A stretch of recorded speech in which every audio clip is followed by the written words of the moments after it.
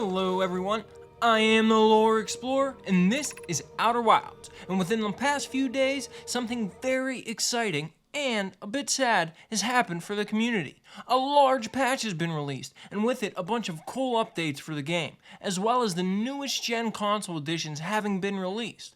But the sad thing is, it's their final planned large patch. Their last major addition to our silly little solar system. And so, I figured I'd take you all on a tour of all the interesting changes I could find in the update, which includes hidden and not implemented code being activated by yours truly, a pretty impactful mural, and even a new bright rug. How fancy!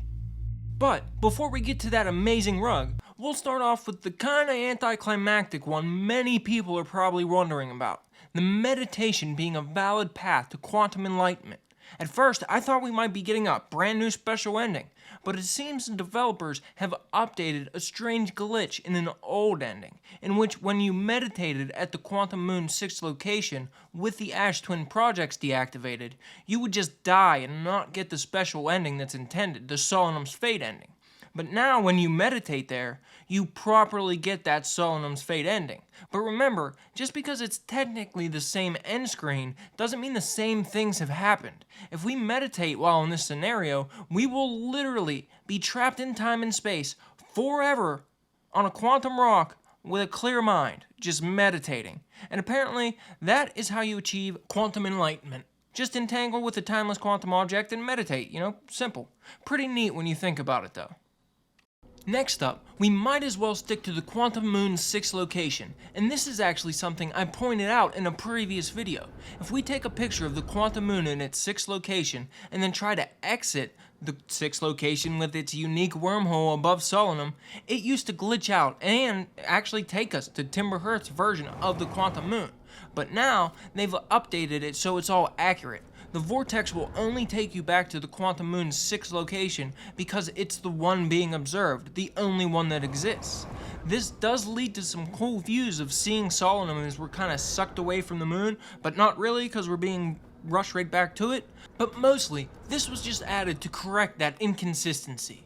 Now, obviously, along with the upgraded version of the game for the new gens, came a bunch of cool updates to shaders and lighting and everything, but all of that is way too much to showcase. You'll have to just launch the game and check it out for yourselves. But also with this update came some narrative and design changes, a little bit anyway. The Starlet Cove in the sim has a bunch of minor changes. The ground level has been changed up a bit, so maybe it's seemingly a little bit easier getting past the guard alk, and they have this nice little shrine, basically, to the memorial where they added a candle for each one of the alks in the memorial. At least that's my guess, because this is the one that's guarding the memorial, and it's surrounded by candles. And when you think about the alks, how they're trying to forget all about reality in the past, for them to actually set those memorial candles, I think that's pretty touching. But the big change I notice here is it makes it so the prisoner's house is a lot easier to find. In fact, now it's hard to miss.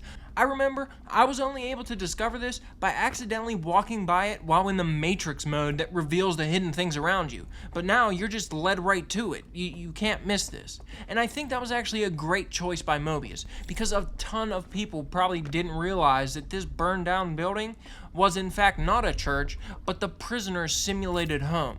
And to prove this in a way, they added something very special there, which I think is beautiful beyond words, but I'll have to give it a shot anyway because I'm the Lore Explorer. Now, what we're seeing here, this mural in this burnt down building, is actually a continuation of the initial vision the alks receive when they scan the eye. It's focusing on that same skull that we watched die in the vision, and if we watch real closely, we can see a small sprout just starting to peek its way out of the skull's eye. But before it becomes anything significant in the reels, the artist behind the reel's creation cuts it off. That wasn't what they were focused on. But in this new mural, we can see that this small stalk that was sprouting out of the eye socket of that dead alk actually continues to grow, and it grows into something magnificent, a gorgeous purple flower. And out of the center of this flower that springs from the skull's eye is a bunch of galaxies being birthed anew. From the simple sacrifice and death of one alk entire galaxies were born. And I think the symbolism there is just very beautiful. And I think if we consider this just a bit deeper, as usual with Outer Wilds, there might be something more there. I think that if we consider the original vision about the eye and this new mural that we find acting as an extension of that, from the eye's perspective, it may have been trying to communicate to the Alks what it really does, that it can create multiple universes one after another. I mean, it's an object that exists outside of time. So considering this all from the eye's perspective, or even another outside observer, it would all be happening at the same time to the eye. And I think to the eye, who was trying to transmit this information, trying to communicate this information, this is probably how it would look like to create a bunch of universes one after another. Regardless of the imagination and semantics behind that all, it is a magnificent addition to the game, and I think help clears things up a lot, to be honest. This sort of hints that the Alks understood the vision presented them very clearly. They just chose to focus on certain aspects of that vision and ignore others, purely out of personal interest and disregard for whatever the consequences may be for the rest of the universe. Heck, even themselves, really. They put themselves at great detriment. I mean, they basically committed permanent suicide. But luckily for us, the single swell soul in the bunch had enough foresight and wisdom to understand the eye was not something to be interfered with. They had no right to do that as a species. And so, the prisoner, the painter of this brilliant image, freed the signal. And I just think it's kind of beautiful that even in a digital world, all alone, basically, they were isolated, the prisoner felt so deeply about the eye to paint this mural for themselves. And I'm sorry to go on a bit of a rant there, but art is meant to be dissected a bit, right, and considered pretty deeply. And this is probably my favorite edition by far, even if I'm wrong in that little bit of a wiggle room in my interpretation. Anyway, moving past that, they've also added a super useful feature that was actually a mod before it was implemented. A modder who goes by the name of Damien implemented this before the update. And honestly, it makes me jealous of players who had it for the first time playing the game, because they added a slide reel player to our ship log, and not only that, the ship log remembers them all. So now, once you've watched the reel, it'll be replayable right from your ship. You won't have to go back and die 5 times trying to find that single reel again just to see one slide. Awesome. And to be clear, this was not a stolen mod idea. I mean, basically it just wasn't. But it was a genius idea ahead of its time by Damien, which is super cool of them because I'm sure it helped a lot of people play the game like Mobius clearly intended, like they wanted it to be played. And this is what they meant by players not needing a photographic memory to play the DLC anymore. I think that's pretty good change. Another cool thing brought along with the update was they added new features and little tweaks to Easter eggs. If we head to the Simulations Hotel building and head down to their basement, we can find a brand new wine cellar down here. And apparently, one of the Alks were in there alone for a long time. I wonder what they were doing in there. And one of these bottles in particular holds a secret. Rotating its cap is the key to moving a set of false walls or shelf, and give us access to the art room below that we're used to, which of course still includes a crazy funky big head disco guy, but after the update, I think it's safe to bet that, crazy big funky head disco laser guy was probably the product of an Alk who maybe got a little too hooty off some wine, but really, who could blame them?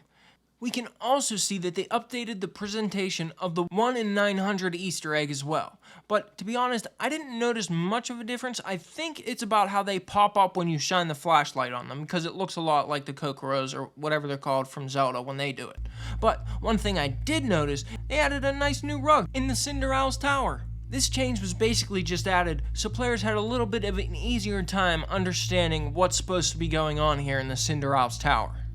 Something I think is neat, but most people will probably find quite silly, other than the people at the Discord, I guess, or the modding Discord, is they added dirt to the Nomai trees that we find scattered throughout the solar system in ceramic pots. It's at least good to know that it's magic dirt that keeps its nutrients in these trees alive, and not just magic trees.